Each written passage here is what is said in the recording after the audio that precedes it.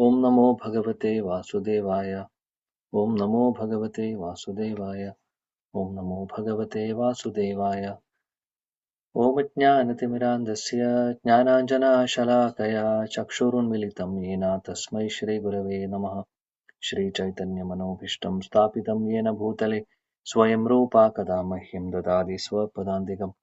वन्देऽहं श्रीगुरों श्रीयुतपदकमलं श्रीगुरून् वैष्णवांश्च श्रीरूपं सागरजातं सहगणरघुनाथान्वितं तं सजीवं साद्वैतं सावधूतं परिजनसहितं कृष्णचैतन्यदेवं श्रीराधा कृष्णपादान् सहगणा ललिता श्रीविशाखान्वितांश्च। हे कृष्णा करुणा सिन्धु दीनबन्धो जगत्पते गोपेश गोपिका कान्त राधाकान्त नमोऽस्तुते। तप्तकाञ्चन गौराङ्गी राधे वृन्दावनेश्वरी वृषभानुसुते देवी प्रणमामि हरिप्रिये। वंशाकल्पतरुभ्यश्च कृपा सिन्धुभ्य एव च पतितानां पावनेभ्यो वैष्णवेभ्यो नमो नमः। नमो विष्णुपादाय कृष्णपृष्ठाय भूतले श्रीमते भक्तिवेदान्तस्वामिनिति नामिने। नमस्ते सरस्वती देवे गौरवाणी प्रचारिणे निर्विशेष शून्यवादी पाश्चात्य देशतारिणे। जय श्री कृष्ण चैतन्य प्रभु नित्यानंद श्री अद्वैत गदाधर श्रीवासादि गौर भक्तवृंद। हरे कृष्णा कृष्ण कृष्णा हरे हरे हरे राम राम राम हरे हरे। हरे कृष्णा कृष्ण कृष्ण हरे हरे हरे राम राम राम हरे हरे। हरे कृष्णा कृष्ण कृष्ण हरे हरे हरे राम राम राम हरे हरे। मुखं करोति वाचालं पङ्गुं लङ्घयते गिरिं यत्कृपातमहं वन्दे श्रीगुरुदीनतारिणं परमानन्दमाधवं श्रीचैतन्यमीश्वरम्।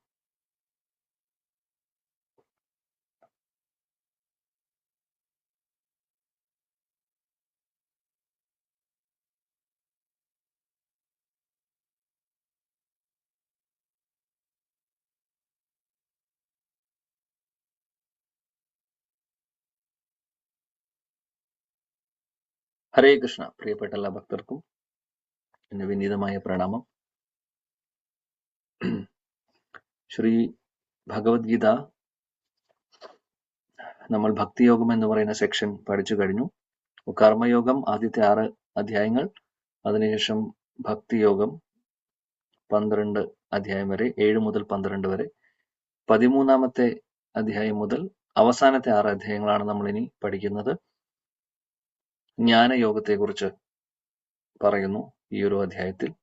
ഈ ഒരു അധ്യായങ്ങളിൽ അവസാനത്തെ അധ്യായം ആക്ച്വലി 5 അധ്യായങ്ങളെ വരുന്നുള്ളൂ. 6ാമത്തെ അധ്യായം, അവസാനത്തെ അധ്യായം ഭഗവത്ഗീതയുടെ കൺക്ലൂഷൻ ആണ്. സോ എല്ലാ കർമ്മയോഗത്തെക്കുറിച്ചും ഭക്തിയോഗത്തെക്കുറിച്ചും ജ്ഞാനയോഗത്തെക്കുറിച്ചും എല്ലാത്തിനെയും കുറിച്ച് അവിടെ കൺസോളിഡേറ്റ് ചെയ്യുന്നുണ്ട് ഭഗവാൻ കൃഷ്ണൻ. ഓക്കെ, അപ്പൊ നമുക്ക് നോക്കാം 13ാമത്തെ അധ്യായത്തിലെ ആദ്യത്തെ 2 ശ്ലോകങ്ങൾ. ഹരേ കൃഷ്ണ കൃഷ്ണ കൃഷ്ണ ഹരേ ഹരേ ഹരേ രാമ രാമ രാമ ഹരേ ഹരേ. നമ്മളിവിടെ കാണാൻ പോകുന്നത് അർജുനൻ 6 ചോദ്യങ്ങൾ ചോദിക്കുന്നു. അർജുനൻ 6 ചോദ്യങ്ങൾ ചോദിക്കുന്നു. അതിന്റെ ഉത്തരം ഭഗവാൻ പറയുന്നു. ആദ്യത്തെ ശ്ലോകത്തിൽ അർജുനന്റെ ചോദ്യങ്ങളും രണ്ടാമത്തെ ശ്ലോകം മുതൽ 7ാമത്തെ ശ്ലോകം വരെ അതിനുള്ള ആൻസറുകളാണ് ഭഗവാൻ പറയുന്നത്. ഓരോ ചോദ്യത്തിനും, അതായത് 6 ചോദ്യങ്ങളിൽ ഓരോന്നും ഭഗവാൻ എക്സ്പ്ലെയിൻ ചെയ്യുന്നു. ഇനി നമ്മൾ ഈ ഒരു അധ്യായത്തിൽ അതാണ് പ്രതിപാദിക്കുന്നത്. നോക്കാം. അർജുനോവാച പ്രകൃതിം പുരുഷം ചൈവ ക്ഷേത്രം ക്ഷേത്രജ്ഞമേവ ച ഏതത് വേദിതും ഇച്ഛാമി ജ്ഞാനം ജ്ഞേയം ച കേശവ. ശ്രീഭഗവാനുവാച ഇദം ശരീരം കൗന്തേയ ക്ഷേത്രം ഇതി അഭിധീയത്തെ ഏതത് യോ വേതി തം പ്രാഹു ക്ഷേത്രജ്ഞ ഇതി തത്വിദാഃ. ശ്ലോകം വായിക്കാം. ഹരേ കൃഷ്ണ. ഓം നമോ ഭഗവതേ വാസുദേവായ. അർജുന ഉവാച പ്രകൃതിം പുരുഷം ചൈവ ക്ഷേത്രം ക്ഷേത്രജ്ഞമേവ ച ഏതദ്വേദിതുമിച്ഛാമി ജ്ഞാനം ജ്ഞേയം ച കേശവ. ശ്രീഭഗവാനുവാച ഇദം ശരീരം കൗന്ദേയ ക്ഷേത്രം ഇതി അഭിധീയതേ ഏതദ്യോ വേത്തി തം പ്രാഹു ക്ഷേത്രജ്ഞ ഇതി തദ്വിദഃ. ഹരേ കൃഷ്ണ. ഹരേ കൃഷ്ണ. അർജുന ഉവാച പ്രകൃതിം പുരുഷം ചൈവ ക്ഷേത്രം ക്ഷേത്രജ്ഞമേവ ച ഏതദ്വേദിതുമിച്ഛാമി ജ്ഞാനം ജ്ഞേയം ച കേശവ. ശ്രീഭഗവാനുവാച ഇദം ശരീരം കൗന്ദേയ ക്ഷേത്രമിതി അഭീയതേ ഏതദ്യോ വേത്തി തം പ്രാഹു ക്ഷേത്രജ്ഞ ഇതി തദ്വിദഃ. ഹരേ കൃഷ്ണ. ഹരേ കൃഷ്ണ. Thank you. ഹരേ കൃഷ്ണ. ഹരേ കൃഷ്ണ. അർജുന ഉവാച പ്രകൃതിം പുരുഷം ചൈവ ക്ഷേത്രം ക്ഷേത്രജ്ഞമേവ ച ഏതദ്വേദിതുമിച്ഛാമി ജ്ഞാനം ജ്ഞേയം ച കേശവ. ശ്രീഭഗവാനുവാച ഇദം ശരീരം കൗന്ദേയ ക്ഷേത്രമിത്യഭിധീയതേ ഏതദ്യോ വേത്തി തം പ്രാഹു ക്ഷേത്രജ്ഞ ഇതി തദ്വിദഃ. കൃഷ്ണ പ്രഭുജി. ഹരേ കൃഷ്ണ. അർജുന ഉവാച പ്രകൃതിം പുരുഷം ചൈവ ക്ഷേത്രം ക്ഷേത്രജ്ഞമേവ ച ഏതദ്വേദിതുമിച്ഛാമി ജ്ഞാനം ജ്ഞേയം ച കേശവ. ശ്രീഭഗവാനുവാച ഇദം ശരീരം കൗന്ദേയ ക്ഷേത്രമിത്യഭിധീയതേ ഏതദ്യോ വേത്തി തം പ്രാഹു ക്ഷേത്രജ്ഞ ഇതി തദ്വിദഃ. ഹരേ കൃഷ്ണ പ്രഭുജി. ഹരേ കൃഷ്ണ. ഓം നമോ ഭഗവതേ വാസുദേവായ. ശ്ലോകം 1. അർജുന ഉവാച പ്രകൃതിം പുരുഷം ചൈവ ക്ഷേത്രം ക്ഷേത്രജ്ഞമേവ ച ഏതദ്വേദിതുമിച്ഛാമി ജ്ഞാനം ജ്ഞേയം ച കേശവ. ശ്രീഭഗവാനുവാച ഇദം ശരീരം കൗന്ദേയ ക്ഷേത്രമിത്യഭിധീയതേ ഏതദ്യോ വേത്തി തം പ്രാഹു ക്ഷേത്രജ്ഞ ഇതി തദ്വിദഃ. ഹരേ കൃഷ്ണ പ്രഭുജി. ഹരേ കൃഷ്ണ. ഓം നമോ ഭഗവതേ വാസുദേവായ. അർജുന ഉവാച പ്രകൃതി പുരുഷം ചൈവ ക്ഷേത്രം ക്ഷേത്രജ്ഞമേവ ച ഏതദ്വേദിതുമിച്ഛാമി ജ്ഞാനം ജ്ഞേയം ച കേശവ. ശ്രീഭഗവാനുവാച ഇദം ശരീരം കൗന്ദേയ ക്ഷേത്രമിത്യഭിധീയതേ ഏതദ്യോ വേത്തി തം പ്രാഹു ക്ഷേത്രജ്ഞ ഇതി തദ്വിദഃ. ഹരേ കൃഷ്ണ. ഹരേ കൃഷ്ണ. ഓം നമോ ഭഗവതേ. ഹരേ കൃഷ്ണ. ഓം നമോ ഭഗവതേ വാസുദേവായ. അർജുന ഉവാച പ്രകൃതിം പുരുഷം ചൈവ ക്ഷേത്രം ക്ഷേത്രജ്ഞമേവ ച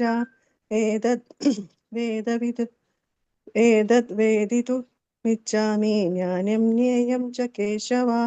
ശ്രീഭഗവാനുവാച ഇദം ശരീരം കൗന്ദേയ ക്ഷേത്രമിത്യഭിധീയതേ ഏതദ്യോ വേത്തി തം പ്രാഹു ക്ഷേത്രജ്ഞ ഇതി തദ്വിദഃ. ഹരേ കൃഷ്ണ. ഹരേ കൃഷ്ണ. അർജുന ഉവാച പ്രകൃതിം പുരുഷം ചൈവ ക്ഷേത്രം ക്ഷേത്രജ്ഞമേവ ച ഏതദ്വേദിതുമിച്ഛാമി ജ്ഞാനം ജ്ഞേയം ച കേശവ. ശ്രീഭഗവാനുവാച ഇദം ശരീരം കൗന്ദേയ ക്ഷേത്രമിത്യഭിധീയതേ ഏതദ്യോ വേത്തി തം പ്രാഹു ക്ഷേത്രജ്ഞ ഇതി തദ്വിദഃ. ഹരേ കൃഷ്ണ. ഓക്കെ. ഹരേ കൃഷ്ണ. അർജുന ഉവാച പ്രകൃതിം പുരുഷം ചൈവ ക്ഷേത്രം ക്ഷേത്രജ്ഞമേവ ച ഏതദ്വേദിതുമിച്ഛാമി ജ്ഞാനം ജ്ഞേയം ച കേശവ. ശ്രീഭഗവാനുവാച ഇദം ശരീരം കൗന്ദേയ ക്ഷേത്രമിത്യഭിധീയതേ ഏതദ്യോ വേത്തി തം പ്രാഹു ക്ഷേത്രജ്ഞാതി തദ്വിദഃ. Hare Krishna. Okay. Thank you. വിവർത്തനം ഭാവാർത്ഥം വായിക്കൂ. വേറെ ആരെങ്കിലും വായിക്കാത്തവരാണെങ്കിൽ വായിച്ചോളൂ. ഹരേ കൃഷ്ണ. വായിക്കട്ടെ. പ്രണാം പ്രഭു. വായിക്കൂ. വിവർത്തനാൻ ഭാവാർത്ഥം ബൈ ശ്രീല പ്രഭാത് കി ജയ്. അർജുനൻ പറഞ്ഞു, അല്ലയോ പ്രിയപ്പെട്ട കൃഷ്ണ, പ്രകൃതി, പുരുഷൻ, ക്ഷേത്രം, ക്ഷേത്രജ്ഞൻ, ജ്ഞാനം, ജ്ഞാനത്തിന് വിഷയീഭവിക്കുന്നത്, ഇവയെക്കുറിച്ചെല്ലാം അറിയാൻ എനിക്ക് ആഗ്രഹമുണ്ട്. പരമദിവ്യോത്തമ പുരുഷൻ പറഞ്ഞു, കുന്തിപുത്ര, ഈ ശരീരം ക്ഷേത്രമെന്ന് പറയപ്പെടുന്നു. ഇതിനെ അറിയുന്നവൻ ക്ഷേത്രജ്ഞനുമത്രേ. ഭാവാർത്ഥം: പ്രകൃതി, പുരുഷൻ, ക്ഷേത്രം, ക്ഷേത്രജ്ഞൻ, ജ്ഞാനം, ജ്ഞാനവിഷയം എന്നിവയെക്കുറിച്ച് അറിയാൻ ആഗ്രഹിക്കുകയാണ് അർജുനൻ. ഈ ശരീരമാണ് ക്ഷേത്രമെന്ന് പറയപ്പെടുന്നത്. അതിനെ അറിയുന്നവൻ ക്ഷേത്രജ്ഞനും എന്ന് ഭഗവാൻ ഉത്തരം നൽകുന്നു. ബദ്ധനായ ആത്മാവിന്റെ കർമ്മവേദിയാണ് ശരീരം. ബദ്ധജീവാത്മാവ് ഭൗതികതയിൽ കുടുങ്ങിക്കിടക്കുന്നു. ആ ഭൗതിക പ്രകൃതിയെ കീഴടക്കാൻ ശ്രമിക്കുകയും ചെയ്യുന്നു. ഇങ്ങനെ പ്രകൃതിക്കുമേൽ ആധിപത്യം സ്ഥാപിക്കാൻ എത്രമാത്രം കഴിവുണ്ടെന്നതിനെ ആശ്രയിച്ച് അയാൾക്കൊരു കർമ്മവേദി ലഭിക്കും. ആ പ്രവർത്തന മണ്ഡലമാണ് ശരീരം. എന്താണ് ശരീരം? ശരീരം ഇന്ദ്രിയങ്ങളാൽ നിർമ്മിക്കപ്പെട്ടവയാണ്. ബദ്ധനായ ജീവാത്മാവ് ഇന്ദ്രിയ തൃപ്തിക്ക് ആഗ്രഹിക്കുന്നു. ഇന്ദ്രിയ സുഖങ്ങളെ അനുഭവിക്കാനുള്ള കഴിവിനനുസരിച്ച് അയാൾക്ക് ഒരു ശരീരം അഥവാ പ്രവർത്തന മേഖല ലഭിക്കുന്നു. അതുകൊണ്ടാണ് ശരീരത്തെ ക്ഷേത്രം അഥവാ ബദ്ധജീവാത്മാവിന്റെ കർമ്മവേദി എന്ന് പറയുന്നത്. താൻ ശരീരമാണെന്ന് വിചാരിക്കുന്നവനാണ് ക്ഷേത്രജ്ഞൻ അഥവാ ക്ഷേത്രത്തെ അറിയുന്നവൻ. ക്ഷേത്രവും ക്ഷേത്രജ്ഞനും അഥവാ ശരീരവും ശരീരത്തെ അറിയുന്നവനും തമ്മിലുള്ള വ്യത്യാസം മനസ്സിലാക്കുവാൻ പ്രയാസമില്ല. ബാല്യം മുതൽ വാർദ്ധക്യം വരെ ഏതൊരാളുടെയും ശരീരത്തിന് വിവിധ മാറ്റങ്ങൾ ഉണ്ടാകുന്നുണ്ട്. എന്നാലും അയാൾ അതേ വ്യക്തിയായി തന്നെ ഇരിക്കുന്നു. ഇതെല്ലാവർക്കും അറിയാവുന്നതാണല്ലോ. അപ്രകാരം പ്രവർത്തന മണ്ഡലത്തിനും അതിനെ അറിയുന്നവനും തമ്മിൽ വ്യത്യാസമുണ്ട്. താൻ ശരീരത്തിൽ നിന്ന് ഭിന്നനാണെന്ന് ഉപാധിബദ്ധനായ ഒരു ജീവാത്മാവിനെ എങ്ങനെ മനസ്സിലാക്കാം? ഇത് ആദ്യമേ പറഞ്ഞിട്ടുണ്ട്. ദേഹിനോ അസ്മിൻ എന്ന് തുടങ്ങുന്ന ശ്ലോകത്തിൽ ജീവസത്ത ശരീരത്തിൽ കുടികൊള്ളുന്നുവെന്നും ശരീരം ശൈശവത്തിൽ നിന്ന് കൗമാരത്തിലേക്കും പിന്നെ യൗവനത്തിലേക്കും ക്രമേണ വാർദ്ധക്യത്തിലേക്കും കടക്കുകയും ചെയ്യുന്നു എന്ന് വ്യക്തമാക്കുന്നുണ്ട്. ശരീരത്തിന്റെ ഉടമ ഈ മാറ്റങ്ങളെ അറിയുന്നുണ്ട്. ഉടമസ്ഥൻ തന്നെയാണ് ക്ഷേത്രജ്ഞൻ. ഞാൻ സന്തുഷ്ടനാണ്, ഞാൻ പുരുഷനാണ്, ഞാൻ സ്ത്രീയാണ്, ഞാനൊരു നായയാണ്, പൂച്ചയാണ്, ഇങ്ങനെയെല്ലാം ഒരു വേള നാം ചിന്തിക്കുന്നു. ഇതെല്ലാം ക്ഷേത്രജ്ഞന്റെ ശാരീരികമായ ഉപാധികളാണ്. ക്ഷേത്രജ്ഞൻ ശരീരത്തിൽ നിന്ന് ഭിന്നനാണ്. ഉടുപ്പുകൾ മുതലായ പല പല സാധനങ്ങളും നമ്മൾ ഉപയോഗിക്കാറുണ്ടല്ലോ. എന്നാൽ ഉപയോഗിക്കുന്ന സാധനത്തിൽ നിന്ന് നാം വ്യത്യസ്തരാണെന്ന് നമുക്കറിയാം. അതുപോലെ നാം ശരീരത്തിൽ നിന്ന് വ്യത്യസ്തരാണെന്ന് കുറച്ചൊന്ന് ആലോചിച്ചാൽ മനസ്സിലാക്കാം. ശരീരമുള്ള ഏതൊരാളും ക്ഷേത്രജ്ഞനാണ്. അയാളുടെ പ്രവർത്തന രംഗമായ ശരീരം ക്ഷേത്രവും. ഭഗവത്ഗീതയുടെ ആദ്യത്തെ 6 അധ്യായങ്ങൾ ക്ഷേത്രജ്ഞനായ ജീവസത്തയെക്കുറിച്ചും ആ ജീവന് ഏതു വിധത്തിൽ ഭഗവാനെക്കുറിച്ചുള്ള ജ്ഞാനം നേടാൻ സാധിക്കുമെന്നതിനെക്കുറിച്ചും വിവരിക്കുന്നു. ഭക്തിയുടെ സേവനത്തെക്കുറിച്ചും ഭഗവാനെക്കുറിച്ചും പരമാത്മാവും ജീവാത്മാവും തമ്മിലുള്ള ബന്ധമെന്നതിനെക്കുറിച്ചും ഭഗവത്ഗീതയിലെ നടുവിലുള്ള 6 അധ്യായങ്ങൾ പ്രതിപാദിക്കുന്നു. പരമദിവ്യത്വം പുരുഷനായ കൃഷ്ണന്റെ സമുത്കൃഷ്ടതയും ജീവാത്മാവിന് താരതമ്യേനയുള്ള ആശ്രിതത്വത്തെയും എടുത്തു കാട്ടുന്നുണ്ട് ഈ അധ്യായങ്ങൾ. ഏതു പരിതസ്ഥിതിയിലും ഭഗവത് വിധേയരാണ് ജീവസത്തകൾ. അത് മറന്നുപോകുന്നത് കൊണ്ടാണ് ക്ലേശങ്ങൾ അനുഭവിക്കേണ്ടി വരുന്നത്. സത്കർമ്മങ്ങളാൽ ബോധദീപ്തരാകുമ്പോൾ വ്യത്യസ്ത സാഹചര്യങ്ങൾ അവരെ ഭഗവാനിലേക്ക് നയിക്കുന്നു. ദുഃഖമോ ധനേച്ഛയോ അറിവിനുള്ള ആഗ്രഹമോ ജിജ്ഞാസയോ ഒക്കെയാവാം ഈ സാഹചര്യങ്ങൾ. അതും വിവരിച്ചിട്ടുണ്ട്. 13 അധ്യായം മുതൽക്കുള്ളവയിൽ ജീവസത്തയ്ക്ക് ഭൗതിക പ്രകൃതിയുമായി ബന്ധമുണ്ടാകുന്നത് എങ്ങനെയെന്നും പലവിധം ഫലോദ്ദിഷ്ട കർമ്മങ്ങളിലൂടെയും ജ്ഞാനാർജനത്തിലൂടെയും ഭക്തിഭരിതമായ സേവനത്തിലൂടെയും ഭഗവാൻ മുഖേന ജീവന് മോചനം കിട്ടുന്നത് എങ്ങനെയെന്നുമാണ് പ്രതിപാദിക്കുന്നത്. ഭൗതിക ശരീരത്തിൽ നിന്ന് തികച്ചും ഭിന്നനാണ് ജീവസത്ത എങ്കിലും എങ്ങനെയോ അത് ശരീരവുമായി ബന്ധപ്പെട്ടു പോകുന്നു. ഇതും വിശദീകരിക്കുന്നുണ്ട്. ഹരേ കൃഷ്ണ. താങ്ക് യു പ്രഭു. ഹരേ കൃഷ്ണ. Thank you. 13ാമത്തെ അധ്യായം മുതൽ ഈ ഒരു സെക്ഷൻ, ഈ ഒരു 5 അധ്യായങ്ങൾ കുറച്ച് ടെക്നിക്കൽ ആയിട്ടുള്ള വാക്കുകൾ കേൾക്കാം. അതാണ് ജ്ഞാനയോഗത്തിന്റെ ഒരു പ്രത്യേകതയാണ്. ഇപ്പോൾ നമ്മൾ ഈ ഒരു ശ്ലോകത്തിൽ വായിച്ചതുപോലെ ക്ഷേത്രം, ക്ഷേത്രജ്ഞ എന്നുള്ള വാക്കുകളൊക്കെ കേട്ടിട്ടുണ്ടാവും. അതേപോലെ തന്നെ ഇനിയും മുന്നോട്ട് വരുന്നു പുരുഷ, ജ്ഞാനം, ജ്ഞേയം, ഇങ്ങനെയുള്ള കാര്യങ്ങൾ, വാക്കുകൾ നമ്മൾ കേൾക്കുന്നു. ഇതെല്ലാം കുറച്ച് ടെക്നിക്കലായിട്ട് തോന്നും, പക്ഷെ മനോഹരമാണ്. നമുക്ക് മനസ്സിലാക്കാൻ ബുദ്ധിമുട്ടില്ല. ശീല പ്രഭുപാദി വളരെ വിശദമായിട്ട് വളരെ ക്ലിയർ ആയിട്ട് ഇതെല്ലാം എക്സ്പ്ലെയിൻ ചെയ്യുന്നുണ്ട് ഭാവാർത്ഥത്തിലൂടെ. അപ്പോൾ ഇവിടെ ഈ ശ്ലോകത്തിൽ അർജുനൻ 6 ചോദ്യങ്ങൾ ചോദിക്കുന്നു. ആദ്യത്തെ ചോദ്യം എന്താണ്? ക്വസ്റ്റ്യൻ നമ്പർ 1 എന്താണ്? എന്താണ് പ്രകൃതി, അല്ലെങ്കിൽ പ്രകൃതി എന്ന് പറഞ്ഞാൽ എന്താണ് എന്നാണ് ആദ്യത്തെ ചോദ്യം ചോദിക്കുന്നത്. 2, പുരുഷ, ആരാണ് പുരുഷൻ? പുരുഷൻ എന്ന് പറഞ്ഞു കഴിഞ്ഞാൽ എൻജോയ് ചെയ്യുന്ന ആള്. പ്രകൃതി എന്താണ്? പുരുഷ എന്താണ്? ക്ഷേത്രം, 3ാമത്തെ ചോദ്യമാണ്. ക്ഷേത്രം എന്താണ്? ക്ഷേത്രം എന്ന് പറഞ്ഞു കഴിഞ്ഞാൽ അമ്പലമല്ല ഉദ്ദേശിക്കുന്നത്, ക്ഷേത്രം. നമ്മളത് എന്താണെന്നുള്ളത് ഭഗവാൻ എക്സ്പ്ലെയിൻ ചെയ്യുന്നുണ്ട്. ക്ഷേത്രം എന്ന് ഉദ്ദേശിക്കുന്നത് ആ സ്ഥലം, അല്ലെങ്കിൽ ഇവിടെ ഉദ്ദേശിക്കുന്നത് നമ്മുടെ ശരീരത്തെയാണ്. നമ്മൾ ഓരോ കാര്യങ്ങൾ ചെയ്യുവാൻ വേണ്ടിയിട്ട് ഒരു സ്ഥലം വേണം, അല്ലെങ്കിൽ ഒരു കാര്യം വേണം, അല്ലെ? അതാണ് അതിനെ ഇവിടെ വിശദീകരിക്കുന്ന ക്ഷേത്രം എന്നാണ്. ഇനി ക്ഷേത്രജ്ഞ, അപ്പോൾ പ്രകൃതി എന്ന് പറഞ്ഞു കഴിഞ്ഞാൽ ഭൗതിക പ്രകൃതി, പുരുഷം എന്ന് പറഞ്ഞു കഴിഞ്ഞാൽ ഈ ഭൗതിക പ്രകൃതിയെ എൻജോയ് ചെയ്യുന്ന ആള്, പുരുഷൻ. അപ്പോൾ പുരുഷൻ എന്ന് പറയുന്നതിനും എക്സ്പ്ലനേഷൻ ഭഗവാൻ പറയുന്നുണ്ട് മുന്നോട്ട്. പുരുഷൻ എന്ന് പറഞ്ഞ 2 തരത്തിലുണ്ട് എന്നുള്ളത് നമ്മളത് പിന്നെ ചർച്ച ചെയ്യാം. തൽക്കാലം ഇത്രയും മനസ്സിലാക്കുക. പ്രകൃതി എന്ന് പറഞ്ഞാൽ ഭൗതിക പ്രകൃതി, പുരുഷ എന്ന് പറഞ്ഞു കഴിഞ്ഞാൽ ഇത് എൻജോയ് ചെയ്യുന്ന ആള്, അല്ലെങ്കിൽ ഇവിടെ ഈ ഭൗതിക പ്രകൃതിയെ ആസ്വദിക്കുന്ന ആള്. ക്ഷേത്രം എന്ന് പറഞ്ഞു കഴിഞ്ഞാൽ എന്ത് ആക്ടിവിറ്റി നമ്മൾ ചെയ്യുവാണെങ്കിലും അതിന് ഒരു കാര്യമാണ്. ഉദാഹരണത്തിന് നമുക്ക് ഈ ശരീരം ഇല്ലെങ്കിൽ നമ്മൾ ഇവിടെ ഒന്നും നമുക്ക് ചെയ്യാൻ സാധിക്കില്ല, അല്ലെ? അപ്പോൾ അതിനെ പറയുന്നു ഈ ഒരു മേഖല, ഈ ഒരു സ്ഥലം, അതിനെയാണ് ക്ഷേത്രം എന്ന് ഉദ്ദേശിക്കുന്നത്. ഫീൽഡ് എന്ന് പറയാം.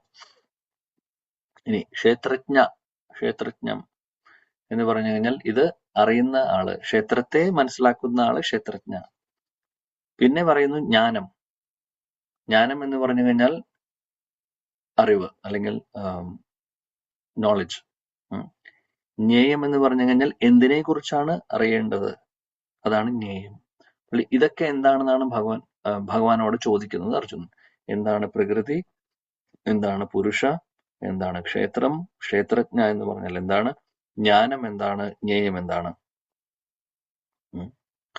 ഇതിന്റെ ഉത്തരമാണ് ഭഗവാൻ 2ാമത്തെ ശ്ലോകത്തിൽ പറഞ്ഞു തുടങ്ങുന്നത്. അതിൽ 6 ചോദ്യങ്ങളും അവിടെ അദ്ദേഹം പറയുന്നില്ല. അദ്ദേഹം പറയുന്നത് ക്ഷേത്രം എന്താണോ ക്ഷേത്രജ്ഞം എന്താണോ എന്ന് മാത്രമേ പറയുന്നുള്ളൂ. ക്വസ്റ്റ്യൻ നമ്പർ 3ന്റെയും 4ന്റെയും എന്താണെന്നാണ് ഭഗവാൻ 2ാമത്തെ ശ്ലോകത്തിൽ പറയുന്നത്. ബാക്കിയുള്ളത് ഇനി വരുന്ന ശ്ലോകങ്ങളിൽ നമുക്ക് കാണാൻ സാധിക്കും. ഓക്കെ, അപ്പോൾ ഒന്നുകൂടെ ഞാൻ പറയുന്നു. 6 ചോദ്യങ്ങൾ അർജുനൻ ചോദിക്കുന്നു. പ്രകൃതി എന്താണ്, പുരുഷൻ എന്താണ്, പുരുഷ എന്ന് പറഞ്ഞാൽ എന്താണ്, ക്ഷേത്രം എന്താണ്, ക്ഷേത്രജ്ഞ എന്ന് പറഞ്ഞാൽ എന്താണ്, ജ്ഞാനം എന്ന് പറഞ്ഞാൽ എന്താണ്, ജ്ഞേയം എന്ന് പറഞ്ഞാൽ എന്താണ്. അപ്പൊ ജ്ഞേയം എന്താണ് ഞാൻ പറഞ്ഞത്, എന്താണോ ആ അറിവ് എന്നുള്ളത്, അറിവിന്റെ ഒരു ഒബ്ജക്റ്റീവ് ഉണ്ടാവും, അറിവിന് ഒരു ലക്ഷ്യം ഉണ്ടാവും. എന്തിനെ കുറിച്ചാണോ നമ്മൾ അറിയേണ്ടത്, അല്ലെങ്കിൽ ആരെ കുറിച്ചാണോ അറിയേണ്ടതാണ് ജ്ഞേയം. Okay, yes. ഇവിടെ ഭാവാർത്ഥത്തിൽ ശ്രീല പ്രഭുപാദി ഇവിടെ വിശദീകരിക്കുന്നു. നമ്മളിപ്പോ പറഞ്ഞ കാര്യം തന്നെ, ശരീരം. 2 കാര്യങ്ങളാണ് ഭഗവാൻ ഇവിടെ വിശദീകരിക്കുന്നത്. എന്താണ് ക്ഷേത്ര, എന്താണ് ക്ഷേത്രജ്ഞ. ക്ഷേത്ര എന്ന് ഉദ്ദേശിക്കുന്നത് മലയാളത്തിൽ എന്താണ് വാക്ക് പറഞ്ഞിട്ടുള്ളത്?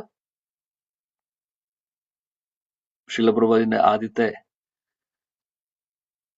വരിയിൽ, ഭാവാർത്ഥത്തിൽ ആദ്യത്തെ വരിയിൽ പറയുന്നത് എന്താണ്? ബ്രാക്കറ്റിൽ എന്താണ്? ബ്രാക്കറ്റിൽ എന്താണ്?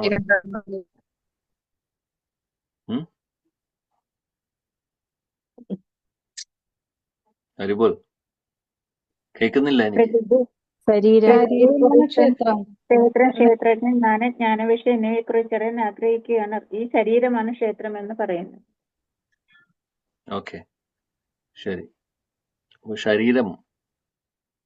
ശരീരത്തെയാണ് ക്ഷേത്രം ആയിട്ട് പറയുന്നത്. കാര്യം ഈ ശരീരം എന്ന് ഉദ്ദേശിക്കുന്നത് എന്താണ്? ഇന്ദ്രിയങ്ങൾ ഉൾപ്പെടെയുള്ളത്. അപ്പോൾ ശരീരം ഇന്ദ്രിയങ്ങളും ഉപയോഗിച്ചാണല്ലോ. നമ്മുടെ ബോഡിയിൽ ഇന്ദ്രിയങ്ങൾ ഇല്ലെങ്കിൽ നമുക്ക് ആക്ടിവിറ്റീസ് ഒന്നും നടക്കുന്നില്ല. അപ്പോൾ അതിനെയാണ് ക്ഷേത്രം എന്ന് പറയുന്നത്. ക്ഷേത്രജ്ഞ എന്ന് പറഞ്ഞു കഴിഞ്ഞാൽ ഇത് മനസ്സിലാക്കുന്ന ഒരാള്, അതായത് ശരീരത്തെ ശരീരമായിട്ട് മനസ്സിലാക്കുന്നു. അതേപോലെ തന്നെ നമ്മൾ ശരിക്കും ആരാണെന്ന് മനസ്സിലാക്കുന്നു. അപ്പൊ ക്ഷേത്രജ്ഞ എന്ന് പറഞ്ഞു കഴിഞ്ഞാൽ ശരീരത്തെ മാത്രം മനസ്സിലാക്കിക്കൊണ്ടാവുന്നില്ല. ക്ഷേത്രജ്ഞ എന്ന് പറഞ്ഞു കഴിഞ്ഞാൽ ആക്ച്വലി ഇവിടെ ഉദ്ദേശിക്കുന്നത് ആത്മാവിനെയാണ്, നമ്മുടെ ജീവാത്മാവിനെയാണ് ഇവിടെ ക്ഷേത്രജ്ഞ എന്ന് ഉദ്ദേശിക്കുന്നത്. ആ ക്ഷേത്രജ്ഞ അല്ലെങ്കിൽ ജീവാത്മാവ് നമ്മുടെ ഇനി 3ാമത്തെ ശ്ലോകത്തിൽ ഭഗവാൻ വേറെ ഒരു കാര്യം കൂടെ പറയുന്നുണ്ട്. അത് ഇപ്പൊ പറയുന്നില്ല. ക്ഷേത്രജ്ഞ എന്ന് പറഞ്ഞു കഴിഞ്ഞാൽ പരമാത്മാവും കൂടിയാണെന്ന് പറയുന്നുണ്ട്. 2 അർത്ഥം വരുന്നുണ്ട്.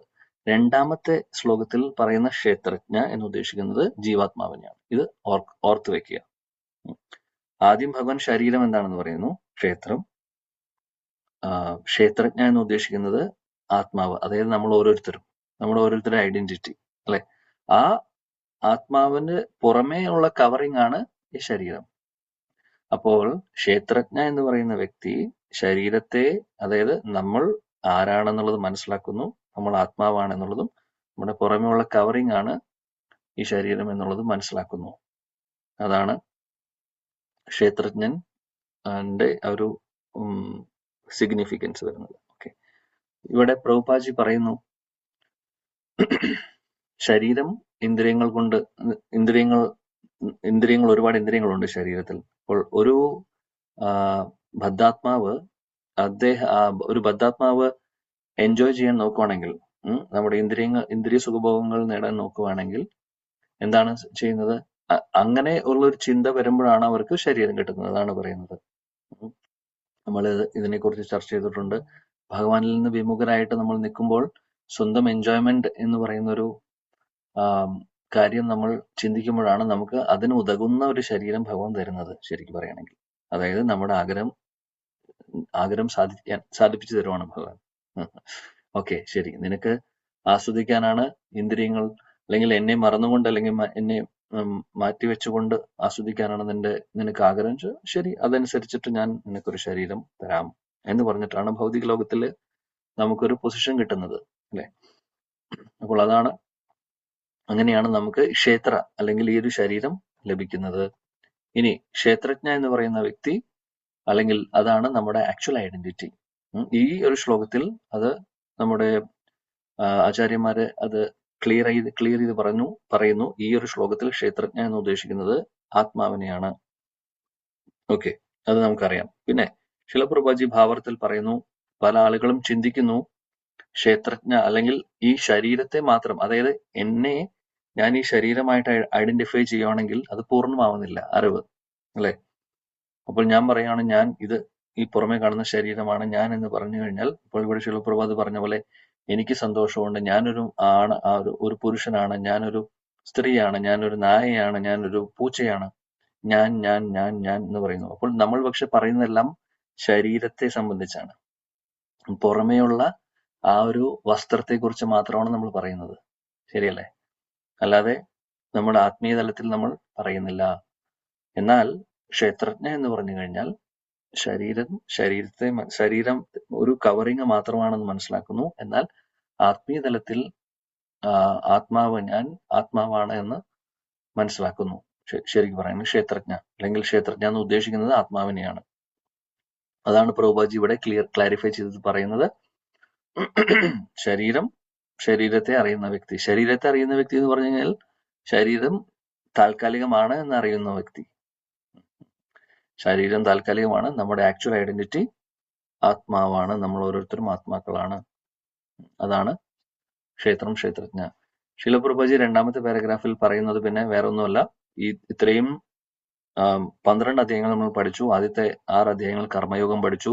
രണ്ടാമത്തെ സെക്ഷനിൽ നമ്മൾ 7 മുതൽ 12 വരെ നമ്മൾ ഭഗവാനും ജീവാത്മാക്കളും നമ്മൾ ഓരോരുത്തരും ഭഗവാനും നമ്മളുടെ റിലേഷൻ നമ്മൾ പഠിച്ചു. ഭക്തി യോഗത്തെ കുറിച്ച് പഠിച്ചു. പിന്നെ ഈ ഒരു ഇനി വരുന്ന അധ്യായങ്ങളിൽ ആക്ച്വലി പ്രകൃതി, നമ്മൾ 5 സബ്ജക്ട് മാറ്റേഴ്സ് പറയാറുണ്ട് ഭഗവത്ഗീതയിൽ, അല്ലെ? 5 വിഷയങ്ങളാണ് നമ്മൾ ഭഗവത്ഗീതയിൽ പഠിക്കുന്നത് എന്നുള്ളത്, അല്ലെ? അതിലെ പ്രകൃതി എന്ന് പറയുന്നത് നമ്മൾ ഇവിടെയാണ്, ഈ ഒരു സെക്ഷനിലാണ് പഠിക്കുന്നത്. അതേപോലെ തന്നെ ആത്മാവ്, നമ്മൾ ജീവാത്മാവിനെ കുറിച്ചും പറയുന്നുണ്ട് 5 വിഷയങ്ങളിൽ. ആ ആത്മാവിന്റെ ആക്ച്വൽ ആത്മാവും പ്രകൃതിയും തമ്മിലുള്ള റിലേഷൻ എങ്ങനെയാണ്, നമ്മൾ എങ്ങനെയാണ് ഇവിടെ, അതായത് പ്രകൃതിയായിട്ടുള്ള കണക്ഷൻ എങ്ങനെയാണ് നമുക്കുള്ളത്, അതേപോലെ തന്നെ എങ്ങനെ അവസാനം നമുക്ക് ഇവിടെ നിന്ന് രക്ഷപ്പെടാൻ സാധിക്കും എന്നുള്ളതും ഒക്കെയാണ് ഈ ഒരു അവസാനത്തെ 6 അധ്യായങ്ങളിൽ പറയുന്നത്. ഭഗവാൻ ഇതിനെക്കുറിച്ചാണ് വിശദീകരിക്കുന്നത് 13-ലും 14-ലും 15-ലും ഒക്കെ. കാര്യം ത്രിഗുണങ്ങളെ കുറിച്ചൊക്കെ ഇനി നമ്മൾ പഠിക്കും. അടുത്ത ചാപ്റ്റർ മുഴുവനും അതാണ്. എങ്ങനെ നമ്മൾ ഇവിടെ ട്രാപ്പായി പോയി എന്നുള്ളതൊക്കെ ഭഗവാൻ വളരെ ക്ലിയർ ആയിട്ട് പറയുന്നുണ്ട്. അപ്പോൾ ചുരുക്കം പറയുകയാണെങ്കിൽ, ഈ ഒരു ശ്ലോകത്തിന്റെ ഒരു എസെൻസ് പറയുകയാണെങ്കിൽ, അർജുനൻ 6 ചോദ്യങ്ങൾ ചോദിക്കുന്നു. എന്താണ് പ്രകൃതി, പുരുഷ, ക്ഷേത്രം, ക്ഷേത്രജ്ഞം, ജ്ഞാനം, ജ്ഞേയം. അതിന്റെ ഉത്തരങ്ങൾ ഭഗവാൻ പറഞ്ഞു തുടങ്ങുന്നു. രണ്ടാമത്തെ ശ്ലോകത്തിൽ ക്ഷേത്ര എന്ന് പറഞ്ഞു കഴിഞ്ഞാൽ ശരീരമാണ് എന്ന് അദ്ദേഹം പറയുന്നു. എന്നാൽ ഈ ഒരു ശരീരം എന്ന് പറയുന്നത് ശരിക്കും പറയുകയാണെങ്കിൽ പ്രകൃതിയിൽ നിന്ന് വന്നിട്ടുള്ളതാണ്. ഈ പ്രകൃതിയാണ് നമുക്ക് ഈ ശരീരം തന്നിട്ടുള്ളത്. അത് നമുക്കറിയാം അല്ലെ? പഞ്ചഭൂതങ്ങൾ കൊണ്ട് ആണ് നമുക്ക് ഈ ഒരു ശരീരം, പുറമെയുള്ള ശരീരം കിട്ടുന്നത്. അപ്പോൾ അതാണ് ക്ഷേത്രം. ഇനി പിന്നെ പറയുന്നു ക്ഷേത്രജ്ഞ. ക്ഷേത്രജ്ഞ എന്ന് ഉദ്ദേശിക്കുന്നത് ഈ ക്ഷേത്രത്തെ മനസ്സിലാക്കുന്ന വ്യക്തി, അല്ലെങ്കിൽ വേറെ ഒറ്റവാക്കിൽ പറയുവാണെങ്കിൽ ജീവാത്മാവിനെയാണ് ഉദ്ദേശിക്കുന്നത്. ആ ജീവാത്മാവ് ശരീരത്തിൽ ഉണ്ട്. നമ്മുടെ ശരീരം പുറമെയുള്ള ഒരു കവറിങ് മാത്രമാണ് ജീവാത്മാവ് എന്ന് പറയുന്നത്. നമ്മൾ ശരിക്കും ജീവാത്മാക്കളാണ്, എന്നാൽ പുറമെയുള്ള കവറിങ് മാത്രമാണ് ഈ ശരീരം. ജീവാത്മാവും ശരീരവും തമ്മിൽ വ്യത്യാസമുണ്ട് എന്നുള്ള വ്യത്യാസം എന്നുകൂടെ നമ്മൾ മനസ്സിലാക്കുന്നു. പിന്നെ ഇവിടെ പറയുന്നു ക്ഷേത്രജ്ഞ എന്ന് പറഞ്ഞു കഴിഞ്ഞാൽ ശരിക്കും പറയുകയാണെങ്കിൽ ശാശ്വതമായിട്ടുള്ളതാണ്. അതായത് ജീവാത്മാവ് എന്ന് പറഞ്ഞു കഴിഞ്ഞാൽ ശാശ്വതമാണ്, ഒരിക്കലും നശിക്കുന്നതല്ല. എന്നാൽ ക്ഷേത്ര എന്ന് പറയുന്നതോ നശിക്കുന്നുണ്ടോ? നശിക്കുന്നില്ലേ? ശരീരം നശിക്കുന്നുണ്ട്. അപ്പൊ രണ്ടും തമ്മിലുള്ള വ്യത്യാസം കൂടെ നമ്മൾ ഓർക്കാം. ഇതെല്ലാം നമ്മുടെ ആചാര്യന്മാര് വളരെ ക്ലിയർ ആയിട്ട് പറയുന്നു. ക്ഷേത്രം എന്ന് പറഞ്ഞു കഴിഞ്ഞാൽ ശരീരമാണ്, അത് നശിക്കുന്നു. ക്ഷേത്രജ്ഞ എന്ന് പറഞ്ഞു കഴിഞ്ഞാൽ ശരീരത്തെ അല്ലെങ്കിൽ നമ്മളെ മനസ്സിലാക്കുന്നത്, നമ്മുടെ ഐഡന്റിറ്റി മനസ്സിലാക്കുന്നത് ആ വ്യക്തി, അല്ലെങ്കിൽ ആ വ്യക്തി എന്ന് പറഞ്ഞാൽ ആത്മാവാണ്. ആത്മാവ് എന്ന് പറഞ്ഞു കഴിഞ്ഞാൽ ശാശ്വതമായിട്ടുള്ളതാണ്, നശിക്കുന്നതല്ല. എന്നാൽ നമ്മളെ സ്വന്തം ഐഡന്റിഫൈ ചെയ്യുന്ന ശരീരമായിട്ടാണ് എന്നുണ്ടെങ്കിൽ നമ്മൾ ശരിക്കും ഇതിനെക്കുറിച്ച് മനസ്സിലാക്കാത്തൊരു വ്യക്തിയാണ്. ശരിക്കും നമുക്ക് മനസ്സിലാവുന്നില്ല. ആക്ച്വലി ഈ ലോകം മുഴുവൻ നോക്കിക്കഴിഞ്ഞാൽ ആളുകൾക്ക് അറിയില്ല നമ്മൾ ആത്മാവാണ്, ശരീരമല്ല. ഈ ഒരു ഫിലോസഫിയൊക്കെ ആർക്കറിയാനാ? ആർക്കും അറിയില്ല അല്ലെ? അപ്പൊ അതാണ് പ്രോപ്പർ ആയിട്ടുള്ള അറിവ് ഇല്ല അവർക്ക്. ഇനി ഫർദർ അടുത്ത ശ്ലോകത്തിൽ 3-ാമത്തെ ശ്ലോകം മുതൽ അടുത്ത കാര്യം ഭഗവാൻ പറയുന്നു. നമുക്ക് നോക്കാം. ക്ഷേത്രജ്ഞം ചാപി മാം വിധി സർവക്ഷേത്രേഷു ഭാരത ക്ഷേത്രജ്ഞയോർ ജ്ഞാനം യത്തജ്ഞാനം മതം മമ.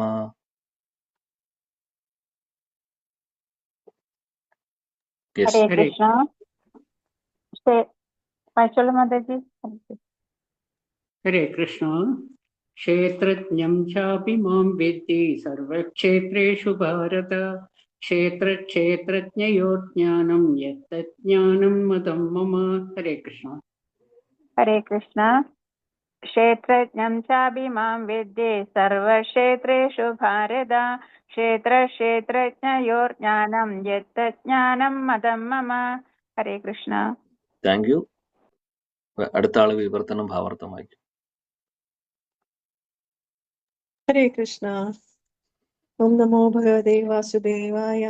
ഹേ ഭാരതവംശജ, സർവശരീരങ്ങളിലും കുടികൊള്ളുന്ന ഞാനും ക്ഷേത്രജ്ഞനാണെന്ന് നീ അറിയണം. ഈ ശരീരമാകുന്ന ക്ഷേത്രത്തെയും ക്ഷേത്രജ്ഞനെയും കുറിച്ചുള്ള അറിവാണ് ജ്ഞാനം. ഇതാണ് എന്റെ അഭിപ്രായം. ഭാവാർത്ഥം by his divine grace A C. Bhaktivedanta Swami Prabhupad, Srila Prabhupad കി ജയ്. ഭാവാർത്ഥം: ശരീരം, അതിന്റെ ജ്ഞാതാവ്, ജീവാത്മാവ്, പരമാത്മാവ് ഇവയെ പറ്റി ചർച്ച ചെയ്യുമ്പോൾ 3 വ്യത്യസ്ത വിഷയങ്ങളെ കുറിച്ചാണ് നമുക്ക് ചിന്തിക്കേണ്ടത്. ഈശ്വരൻ, ജീവസത്ത, ജഡപദാർത്ഥം. ഓരോ ക്ഷേത്രത്തിലും അഥവാ ഓരോ ശരീരത്തിലും 2 തരത്തിലുള്ള ആത്മാക്കളുണ്ട്. വ്യക്തിഗതാത്മാവും പരമാത്മാവും. ഭഗവാൻ കൃഷ്ണന്റെ സമഗ്ര രൂപ വിസ്തരണമത്രേ പരമാത്മാവ്. ഞാനും ക്ഷേത്രജ്ഞനാണ്, എന്നാൽ വ്യക്തിഗതനായ ശരീരജ്ഞാതാവല്ല ഞാൻ. പരമജ്ഞാതാവാണ്. പരമാത്മരൂപേണ എല്ലാ ശരീരങ്ങളിലും ഞാൻ വാഴുന്നു എന്ന് ഭഗവാൻ പറയുന്നുണ്ട്. ക്ഷേത്രം, ക്ഷേത്രജ്ഞൻ എന്നീ വിഷയങ്ങളെ കുറിച്ച് ഭഗവത്ഗീതയിൽ പറയുന്നതനുസരിച്ച് സൂക്ഷ്മമായി പഠിക്കുന്നവർക്ക് ജ്ഞാനം നേടാൻ കഴിയും. ഓരോ ശരീരത്തിലും കുടികൊള്ളുന്ന ക്ഷേത്രജ്ഞൻ ഞാനാണ് എന്ന് ഭഗവാൻ അരുളി ചെയ്യുന്നു. ഒരു വ്യക്തിക്ക് സ്വശരീരത്തെക്കുറിച്ച് മാത്രമേ അറിയൂ, മറ്റുള്ളവരുടെ ശരീരത്തെക്കുറിച്ച് അറിഞ്ഞുകൂടാ. സർവ്വശരീരങ്ങളിലും പരമാത്മാവായി വാഴുന്ന ഭഗവാനാകട്ടെ എല്ലാ ശരീരങ്ങളെക്കുറിച്ചും തികച്ചും അറിയാം.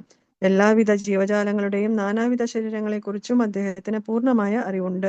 ഒരു പൗരന് തൻ്റെതായ ഭൂമിയെക്കുറിച്ച് മാത്രം അറിയാം. ഒരു രാജാവിനാകട്ടെ സ്വന്തം അരമനയെ പറ്റി മാത്രമല്ല, ഓരോ പൗരന്മാരുടെയും വസ്തുവകകളെ പറ്റിയും അറിവുണ്ട്. ഒരാൾക്ക് തൻ്റെതായ ശരീരത്തിൽ ഉടമാവകാശമുണ്ട്, എന്നാൽ സർവ്വ ശരീരങ്ങളുടെയും ഉടമസ്ഥൻ ഭഗവാൻ മാത്രമാണ്. മൗലികമായി രാജ്യാവകാശം രാജാവിൻ്റെതാണ്, പ്രജകൾ രണ്ടാമതായി ഉടമകളാകുന്നുള്ളൂ. അതുപോലെ ഭഗവാനാണ് സർവ്വശരീരങ്ങൾക്കും സർവാധികാരി. ഇന്ദ്രിയങ്ങൾ ഉൾക്കൊള്ളുന്നതാണ് ശരീരം. ഭഗവാൻ ഋഷികേശനാൽ അഥവാ ഇന്ദ്രിയങ്ങളുടെ നിയന്താവാണ്. രാജ്യത്തെ സർവ പ്രവർത്തനങ്ങളും മൗലികമായി രാജാവിന്റെ നിയന്ത്രണത്തിൽ നടക്കുന്നത് പോലെ ഭഗവാന്റെ നിയന്ത്രണത്തിലാണ് സർവ്വശരീരങ്ങളും ഇന്ദ്രിയങ്ങളും പ്രവർത്തിക്കുന്നത്. പൗരന്മാർ രണ്ടാമതേ നിയന്താവാക്കൾ ആകുന്നുള്ളൂ. ജ്ഞാനം ക്ഷേത്രജ്ഞനാണ് എന്ന് ഭഗവാൻ പറയുന്നു. സർവജ്ഞാതാവെന്നാണ് ഇതുകൊണ്ട് ഉദ്ദേശിക്കുന്നത്. വ്യക്തിഗതനായ ആത്മാവിന് തന്റേതായ ശരീരത്തെ മാത്രമേ അറിയാൻ കഴിയൂ. വേദങ്ങളിൽ ഇപ്രകാരം പറയുന്നു: ക്ഷേത്രാണി ഹി ശരീരാണി ബീജം ചാബി ശുഭാശുഭേ താനി വേത്തി സയോഗാത്മാ തഥ ക്ഷേത്രജ്ഞ ഉച്യതേ. ക്ഷേത്രമെന്ന് പറയപ്പെടുന്ന ഈ ശരീരത്തിൽ അതിന്റെ ഉടമയായ ജീവാത്മാവും ശരീരത്തെയും അതിന്റെ ഉടമയെയും അറിയുന്ന ഭഗവാനും വാഴുന്നു. അതുകൊണ്ട് ഭഗവാൻ സർവക്ഷേത്രങ്ങളുടെയും ക്ഷേത്രജ്ഞൻ എന്നറിയപ്പെടുന്നു. കർമ്മങ്ങളുടെ മണ്ഡലം, കർമ്മജ്ഞാതാവ്, സകല കർമ്മങ്ങളുടെയും പരമജ്ഞാതാവ്, ഇവയ്ക്കുള്ള വ്യത്യാസങ്ങളെക്കുറിച്ച് ഇനി വിവരിക്കാം. ശരീരത്തിന്റെയും വ്യക്തിഗതാത്മാവിന്റെയും പരമാത്മാവിന്റെയും ഘടനയെക്കുറിച്ചുള്ള അറിവിനെയാണ് വൈദിക സാഹിത്യം ജ്ഞാനമെന്ന് നിർവചിക്കുന്നത്. കൃഷ്ണന്റെ അഭിപ്രായം അതാണ്. ജീവാത്മാവിനെയും പരമാത്മാവിനെയും ഒരേ സമയം ഒന്നായും വിഭിന്നമായും മനസ്സിലാക്കുകയാണ് അറിവ്. ക്ഷേത്രത്തെയും ക്ഷേത്രജ്ഞനെയും അറിയാത്തവരുടെ ജ്ഞാനം വികലമാണ്. പ്രകൃതിയെക്കുറിച്ചും അപ്രകൃതിയെ ആസ്വദിക്കുന്ന പുരുഷനെക്കുറിച്ചും പ്രകൃതിയെയും വ്യക്തിഗതാത്മാവിനെയും ഭരിക്കുന്ന അഥവാ നിയന്ത്രിക്കുന്ന സർവജ്ഞാതാവായ ഈശ്വരനെക്കുറിച്ചും ഒരാൾ മനസ്സിലാക്കേണ്ടതുണ്ട്. അവയുടെ വ്യത്യസ്ത ധർമ്മങ്ങളെ തെറ്റിദ്ധരിച്ചുകൂടാ. ചിത്രകാരൻ ചിത്രഫലകം, ചിത്രം എന്നിവയെ അതാത് നിലയിൽ തന്നെ കാണാൻ കഴിയണം. പ്രകൃതി എന്നാൽ കർമ്മക്ഷേത്രമായ ഭൗതിക ലോകവും ആ പ്രകൃതിയെ അനുഭവിക്കുന്ന വ്യക്തി ജീവാത്മാവും രണ്ടിന്റെയും പരമനിയന്താവ് ഭഗവാനുമാണ്.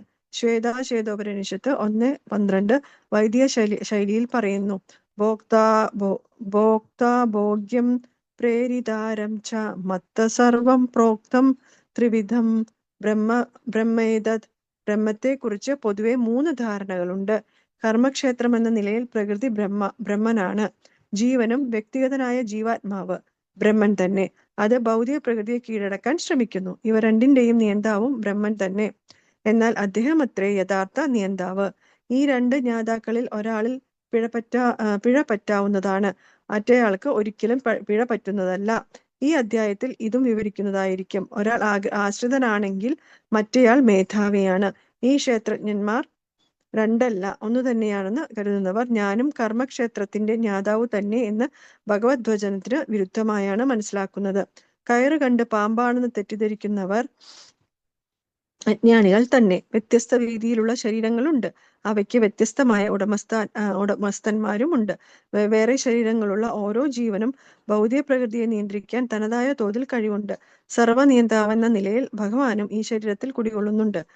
ശരീരങ്ങളെ എണ്ണമറ്റ് സൂചിപ്പിക്കുന്ന ച എന്ന വാക്ക് ഇവിടെ പ്രാധാന്യമുള്ളതാണെന്ന് ശ്രീ ബലദേവ വിദ്യാഭൂഷന്റെ അഭിപ്രായം. വ്യക്തിഗത ജീവാത്മാവിന് പുറമെ എല്ലാ ശരീരങ്ങളിലും വാഴുന്ന ആ പരമാത്മാവാണ് ഭഗവാൻ ശ്രീകൃഷ്ണൻ. കർമ്മക്ഷേത്രങ്ങളുടെയും അണുമാത്രനായ ആസ്വാദകന്റെയും നിയന്താവ് പരമാത്മാവാണെന്നും കൃഷ്ണൻ ഇവിടെ വ്യക്തമായി പറയുന്നുണ്ട്. ഹരേ കൃഷ്ണ. Thank you. ഹരേ കൃഷ്ണ. ഇവിടെ ഭഗവാൻ ഉത്തരം പറയുന്നു. ഏത് ചോദ്യത്തിനുള്ള ഉത്തരം പറയുന്നത്? ഏത് ചോദ്യങ്ങളുടെ ഉത്തരവാണ് കഴിഞ്ഞ 2ാമത്തെ ശ്ലോകത്തിൽ പറഞ്ഞത്?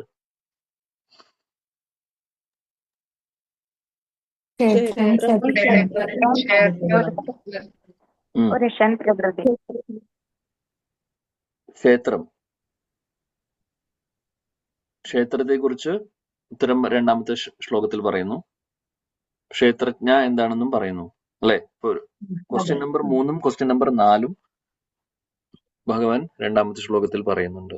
ഓക്കെ, 3ാമത്തെ ശ്ലോകത്തിൽ എന്താ പറയുന്നത്? ഇപ്പൊ നമ്മൾ വായിച്ച ശ്ലോകത്തില് എന്താണ് ഭഗവാൻ പറയുന്നത്? ആർക്കെന്ത് മനസ്സിലായി? പുരുഷനും പുരുഷനെ കുറിച്ച് പറഞ്ഞിട്ടുണ്ടോ? പ്രകൃതിയെ കുറിച്ച് പറഞ്ഞിട്ടുണ്ട്.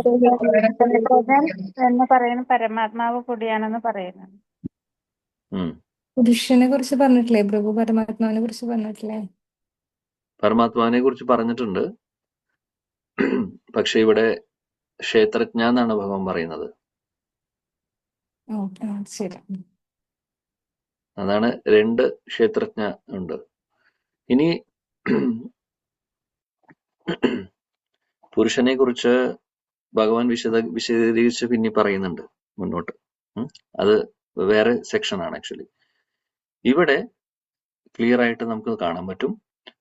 ഭഗവാൻ പറയുന്നു മൂന്നാമത്തെ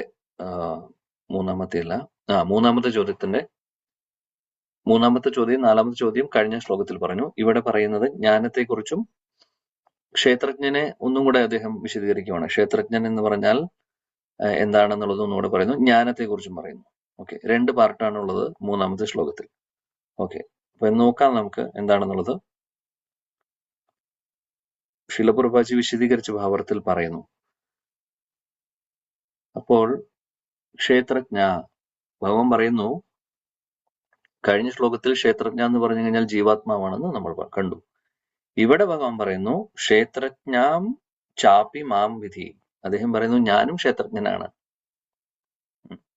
ഭഗവാനും ക്ഷേത്രജ്ഞനാണ്. അതായത് അതിന്റെ അർത്ഥം എന്താണ്? പരമാത്മാവ്, സൂപ്പർ സോൾ, പരമാത്മാവിനെയാണ് ഉദ്ദേശിക്കുന്നത്. അപ്പോൾ നമ്മുടെ ആചാര്യന്മാര് പറയുന്നു പരമാത്മാവിനെയും ക്ഷേത്രജ്ഞ എന്ന് വിളിക്കുന്നു. അതുകൊണ്ട് പ്രധാന ക്ഷേത്രജ്ഞ എന്ന് പറയുന്ന ഒരു വാക്കോടുകൂടി വിശദീകരിക്കുന്നുണ്ട്. പ്രധാന ക്ഷേത്രജ്ഞ എന്ന് ഉദ്ദേശിക്കുന്നത് പരമാത്മാവിനെയാണ്. ഇവിടെ പ്രധാന എന്നുള്ള വാക്കെടുത്ത് പറഞ്ഞിട്ടില്ല ശ്ലോകത്തിൽ, പക്ഷെ ഉദ്ദേശിക്കുന്നത് പ്രധാന ക്ഷേത്രജ്ഞനാണ്, അതായത് ഭഗവാനെയാണ് ഉദ്ദേശിക്കുന്നത്. അപ്പോൾ ക്ഷേത്രജ്ഞ എന്ന് പറഞ്ഞു കഴിഞ്ഞാൽ നമ്മൾ ആത്മാവ്, പ്രധാന ക്ഷേത്രജ്ഞ എന്ന് പറഞ്ഞു കഴിഞ്ഞാൽ എല്ലാ ആത്മാവിനെയും കുറിച്ച് അറിയുന്ന വ്യക്തി, അല്ലെങ്കിൽ എല്ലാവരെയും കുറിച്ച് അറിയുന്ന വ്യക്തി, അല്ലെ? നമുക്ക് ഓരോരുത്തർക്കും നമ്മുടെ കാര്യം മാത്രമേ അറിയുള്ളൂ, അല്ലെ? നമ്മൾ ഇൻഡിവിജ്വൽസ് ആണ്. എന്നാൽ ഭഗവാന് നമ്മൾ ഓരോരുത്തരെയും കുറിച്ച് അറിയാം. പരമാത്മാവ് നമ്മുടെ ഓരോരുത്തരുടെ ശരീരത്തിലുണ്ട്, എല്ലാവരിലും ഉണ്ട്. നമ്മൾ എല്ലാവരുടെ ശരീരത്തിലുണ്ടോ? ഇല്ല. നമ്മൾ സിംഗിൾ, അല്ലെ? നമ്മൾ ഒറ്റയ്ക്കാണ്. നമ്മുടെ കൂടെ ഭഗവാനുണ്ട്, പ്രധാന ക്ഷേത്രജ്ഞനായിട്ടുള്ള ഭഗവാൻ കൂടെയുണ്ട്. എന്നാൽ പ്രധാന ക്ഷേത്രജ്ഞനായിട്ടുള്ള ഭഗവാൻ എല്ലായിടത്തും ഉണ്ട്. അതുകൊണ്ടാണ് അദ്ദേഹത്തെ പ്രധാന ക്ഷേത്രജ്ഞൻ എന്ന് വിളിക്കുന്നത്. ഓക്കെ, ചുരുക്കത്തിൽ അതാണ് ഭഗവാൻ ഇവിടെ പറയുന്നത്. ഞാനും ക്ഷേത്രജ്ഞനാണ്. ക്ഷേത്രജ്ഞാം ചാപി മാം വിധി സർവ ക്ഷേത്രേഷു ഭാരത എന്നാണ് അദ്ദേഹം പറയുന്നത്. ശീലപ്രഭുപാദി, അപ്പോൾ അതാണ് ആദ്യത്തെ സെക്ഷൻ. ശീലപ്രഭുപാദി ഭാവാർത്ഥത്തിൽ വിശദീകരിക്കുന്നു ഇതിനെക്കുറിച്ച്. അതായത് ആത്മാവും പരമാത്മാവും ഇങ്ങനെ രണ്ടാണ് എന്നുള്ളത്. മായാവാദികളുടെ കുഴപ്പം എന്താണെന്ന് വെച്ചാൽ അവർ പറയുന്നത് ആത്മാവും പരമാത്മാവും ഒന്നാണെന്ന് പറയുന്നു. അവിടെയാണ് പ്രശ്നം ഇരിക്കുന്നത്. അപ്പോൾ നമ്മളും പ്രധാന ക്ഷേത്രജ്ഞനാന്ന് പറയും. ഞാനും ഭഗവാനും തമ്മിൽ എന്താ വ്യത്യാസം? എല്ലാം ഒന്ന് തന്നെ എന്നാണ് അവർ പറയുന്നത്. എന്നാൽ ഇൻഡിവിജ്വൽ സോളും സൂപ്പർ സോളും തമ്മിൽ വ്യത്യാസമുണ്ട്. ജീവാത്മാവും പരമാത്മാവും തമ്മിൽ നല്ല വ്യത്യാസമുണ്ട്. നമ്മൾ പരമാത്മാവിന്റെ അല്ലെങ്കിൽ ഭഗവാന്റെ അംശമാണ് എന്നുള്ളത് ശരിയാണ്, പക്ഷെ രണ്ടും രണ്ടാണ്. അത് നമ്മൾ മനസ്സിലാക്കണം. അതാണ് പ്രധാനപ്പെട്ട ഒരു കാര്യം. ഇല്ലെങ്കിൽ ഇതിനെ തെറ്റായിട്ട് ധരിക്കും. ഇപ്പോൾ മായാവാദികൾ ഇതിനെ വിശദീകരിക്കുന്ന അല്ലെങ്കിൽ ഇതിന് ഭാവാർത്ഥം എഴുതുവാണെങ്കിൽ അവര് എങ്ങനെയാണ് മിസ്ഇന്റർപ്രറ്റ് ചെയ്യുന്നതെന്ന് നമുക്കറിയില്ല. അവർ പറയും ഇവിടെ ക്ഷേത്രജ്ഞ എന്ന് ഉദ്ദേശിക്കുന്നതും കഴിഞ്ഞ ശ്ലോകത്തിൽ ക്ഷേത്രജ്ഞ, എനിക്കറിയില്ല അവരെങ്ങനെ പറയുന്നു. പക്ഷെ നമുക്ക് മനസ്സിലാക്കാൻ സാധിക്കും അവര് രണ്ടും ഒന്നാണെന്ന് പറയും. വ്യത്യാസമില്ല, എല്ലാം ഒന്നാണെന്നുള്ള ഒരു കൺസെപ്റ്റാണ് അവർക്കുള്ളത്. പ്രധാന ക്ഷേത്രജ്ഞനാണ് ഭഗവാൻ എന്നുള്ള വ്യത്യാസം അവര് തിരിച്ചറിയുന്നില്ല. അപ്പൊ ഇവിടെ ശീലപ്രഭുപാദി അതിന് നല്ലൊരു എക്സാമ്പിൾ പറയുന്നുണ്ട്. എന്താണ് ഉദാഹരണം പറയുന്നത്? ആർക്കെങ്കിലും വായിച്ചപ്പോൾ കേട്ടപ്പോൾ സ്ട്രൈക്ക് ചെയ്തു? എന്താണ് ഒരു എക്സാമ്പിൾ പറയുന്നത്? യെസ്, രാജ്യത്തിനെ പറ്റി പറഞ്ഞിരുന്നു. രാജാവിനെ കുറിച്ചും പ്രജയെ കുറിച്ചും. രാജാവും പ്രജയും തമ്മിലുള്ള വ്യത്യാസം, അല്ലെ? രാജാവ് എന്ന് പറഞ്ഞു കഴിഞ്ഞാൽ ആ രാജ്യം മുഴുവൻ അദ്ദേഹത്തിന്റെ കീഴിലാണുള്ളത്. അദ്ദേഹത്തിന് എല്ലാം അറിയാം, എല്ലാ കാര്യങ്ങളും അദ്ദേഹത്തിന് അറിഞ്ഞിരിക്കണം. എന്നാൽ ആ ഒരു പ്രജ എന്ന് പറഞ്ഞാൽ അവർക്ക് അവരുടെ കുടുംബം, അവരുടെ കാര്യങ്ങൾ മാത്രമേ അറിയുള്ളൂ, അല്ലേ? അത് അവരുടെ പേഴ്സണൽ കാര്യങ്ങളാണ്. രാജാവ് എന്ന് പറഞ്ഞു കഴിഞ്ഞാൽ എല്ലാം അറിയുന്ന ഒരാളാണ്, അല്ലെങ്കിൽ എല്ലാം അദ്ദേഹത്തിന്റെ കീഴിലാണ് വരുന്നത്. എല്ലാത്തിന്റെയും ഉടമസ്ഥനും അദ്ദേഹമാണ്.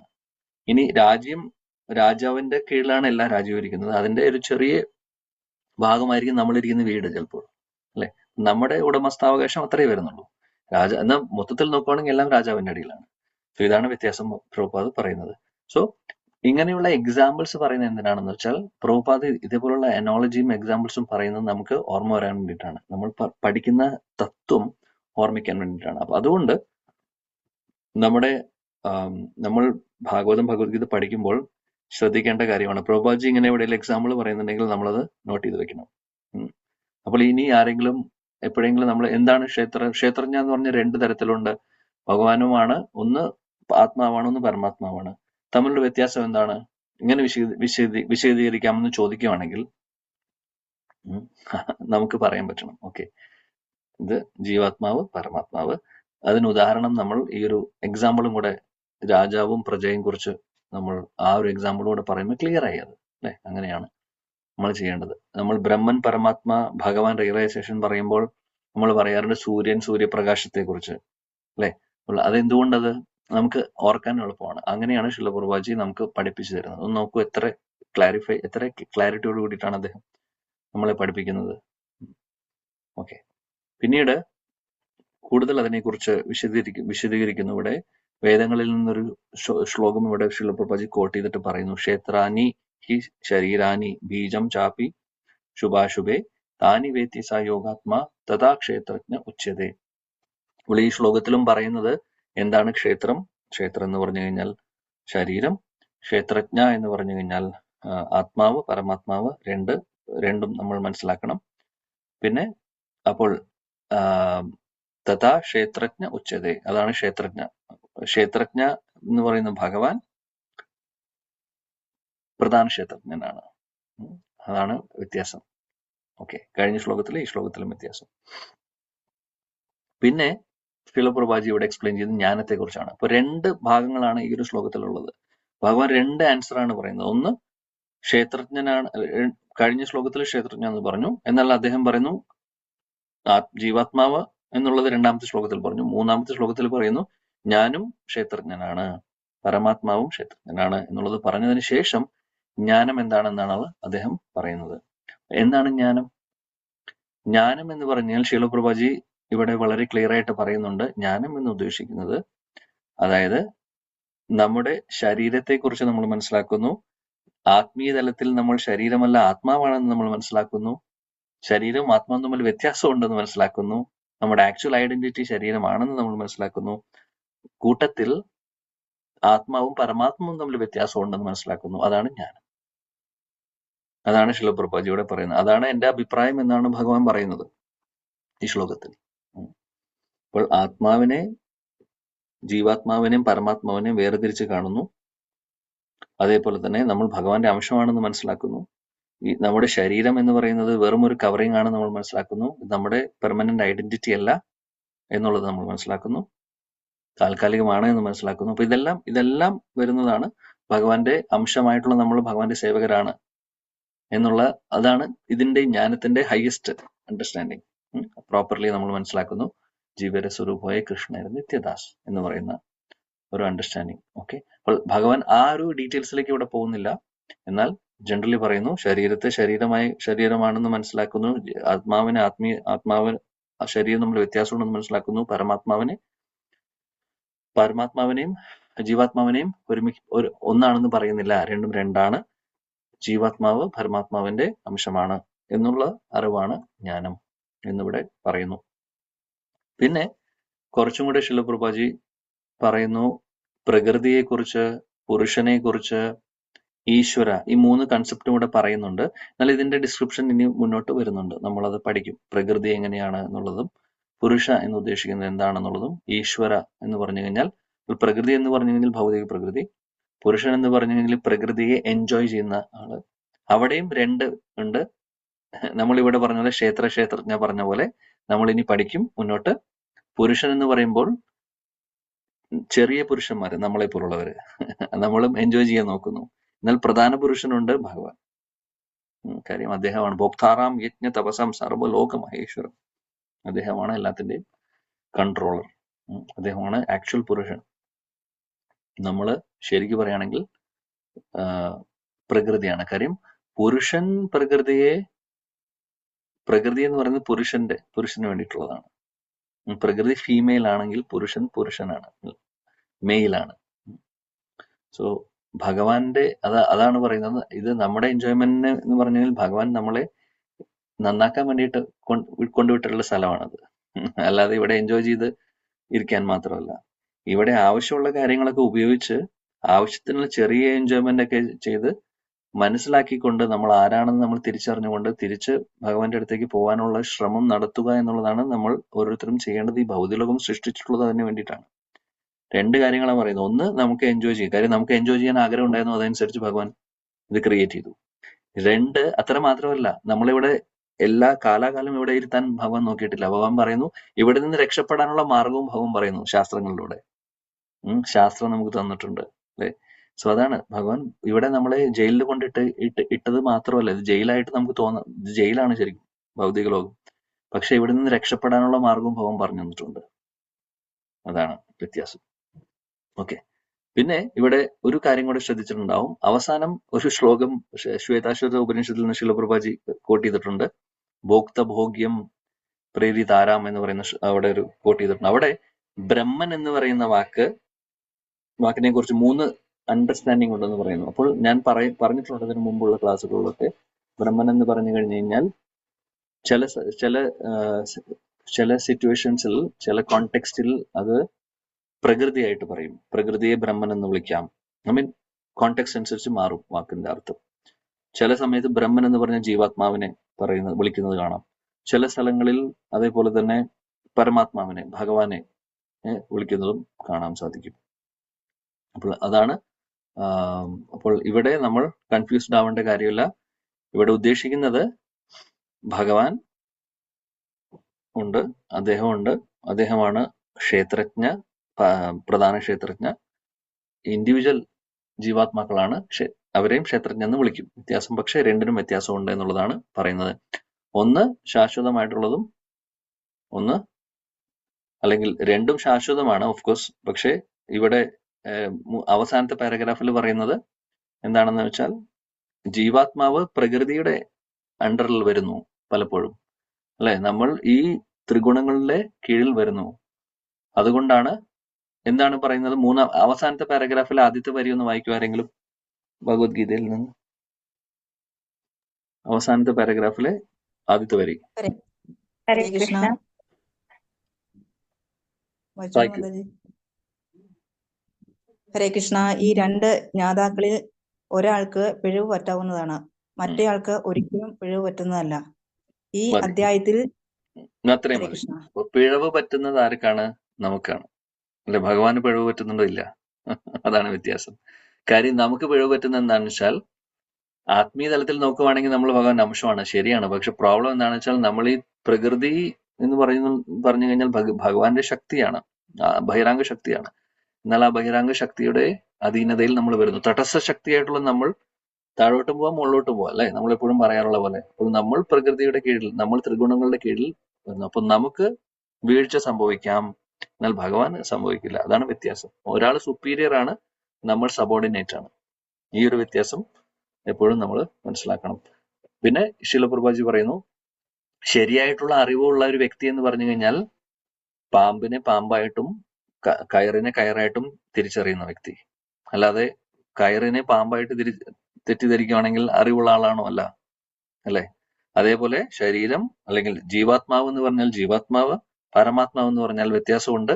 രണ്ടും തമ്മിൽ കണക്ഷൻ ഉണ്ടെങ്കിൽ പോലും അങ്ങനെ മനസ്സിലാക്കുന്ന ഒരാളാണ് പ്രോപ്പർലി, അവർക്കാണ് ജ്ഞാനമുണ്ട്, അല്ലെങ്കിൽ അവരാണ് ജ്ഞാനികൾ. അല്ലെങ്കിൽ ജ്ഞാനം എന്ന് പറഞ്ഞാൽ അതാണ്, തിരിച്ചറിയണം, ഇത് പ്രോപ്പറായിട്ട് തിരിച്ചറിയാൻ സാധിക്കണം എന്നുള്ളതാണ് ഇവിടെ പറയുന്നത്.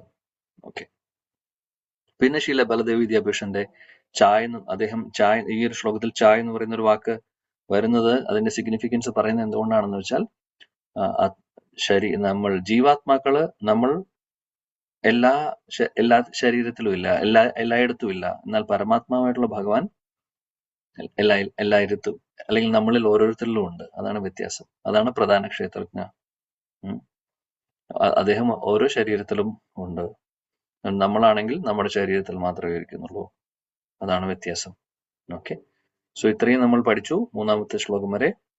അടുത്ത ക്ലാസ്സിൽ നമുക്ക് കണ്ടിന്യൂ ചെയ്യാം. ഓക്കെ. സോ ഇത്രയും മനസ്സിലാക്കുക. ഹരേ കൃഷ്ണ ഹരേ കൃഷ്ണ കൃഷ്ണ കൃഷ്ണ ഹരേ ഹരേ, ഹരേ രാം രാം രാം ഹരേ ഹരേ. ഒരു കാര്യം കൂടെ നമുക്ക് ഓർക്കാം. ഇപ്പൊ ശരിയായിട്ടുള്ള ജ്ഞാനം എന്ന് പറഞ്ഞു കഴിഞ്ഞാൽ എന്താണ്? നമ്മൾ ആരാണെന്ന് മനസ്സിലാക്കുന്നു, ശരീരമല്ല ആത്മാവാണ് എന്ന് മനസ്സിലാക്കുന്നു. മാത്രമല്ല ജീവ പ്രകൃതിയും തമ്മിലുള്ള കണക്ഷൻ മനസ്സിലാക്കുന്നു, അല്ലെ? അതേപോലെ തന്നെ അതിന്റെ എക്സ്പ്ലനേഷൻ ഇനി വരുന്ന അധ്യായങ്ങളിൽ പഠിക്കും. ആക്ച്വലി എങ്ങനെ നമ്മൾ ഈ പ്രകൃതിയിൽ പെട്ടു അല്ലെങ്കിൽ വരുന്നു എന്നുള്ളത്, ആ ത്രിഗുണങ്ങളെ കുറിച്ചൊക്കെ നമ്മൾ പഠിക്കും. എന്നാൽ പ്രോപ്പറായിട്ടുള്ള അറിവുള്ള ജ്ഞാനം എന്ന് പറഞ്ഞാൽ ഇതെല്ലാം കവർ ചെയ്യണം. നമ്മുടെ ഇൻഡിവിജ്വാലിറ്റി, ശരീരം എങ്ങനെയാണ്, ശരീരം നമ്മൾ തമ്മിലുള്ള വ്യത്യാസം എന്നുള്ളത്, നമ്മൾ ഭഗവാന്റെ അംശമാണ് എന്നുള്ളത്, ഭഗവാന്റെ സേവകരാണ് എന്നുള്ളത്, അതേപോലെ പ്രകൃതി എന്താണെന്നുള്ളത്, എങ്ങനെ നമ്മൾ പ്രകൃതിയുടെ അധീനതയിൽ വന്നു, ഇതെല്ലാം മനസ്സിലാക്കുന്ന ഒരു വ്യക്തിയാണ് ജ്ഞാനി. ഇതിനെക്കുറിച്ച് കൂടുതൽ നമ്മൾ പഠിക്കും. Okay, so thank you. Hare Krishna Krishna Krishna Hare Hare, Hare Ram Ram Ram Hare Hare. Shri Bhagavad Gita की जय, श्रीला प्रभुपाद की जय, श्रीला गुरुदेव की जय, श्री सच्चिदानंद श्री गौर हरि की जय, श्री नित्यानंद प्रभु की जय, निताय गौर प्रेमानंदे. Hare Krishna. Thank you. Hare Krishna Prabhuji, Hari Om. Thank you, Prabhuji.